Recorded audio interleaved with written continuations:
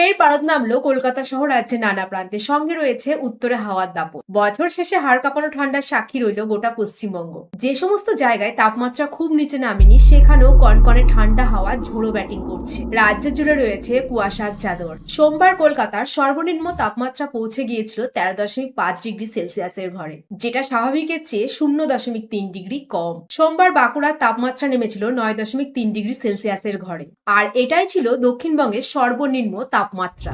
এছাড়াও আসানসোলে 9.5, বর্ধমানে 9.4, শ্রীনিকেতনে 10, বহরমপুরে 10, কাঁথিতে 11.2 আর পানাগড়ে 11.6, কল্যাণীতে 11.8, ব্যারাকপুরে 12.4, পুরুলিয়ায় 11, দীঘায় 12, সল্টলেকে 13.8, কৃষ্ণনগরে 12.6, উলুবেড়িয়ায় 12.4, দমদমে 13.5 ডিগ্রি সেলসিয়াসে নেমেছিল পার। দার্জিলিং এ সোমবারে সর্বনিম্ন তাপমাত্রা ছিল 5.4 ডিগ্রি সেলসিয়াস।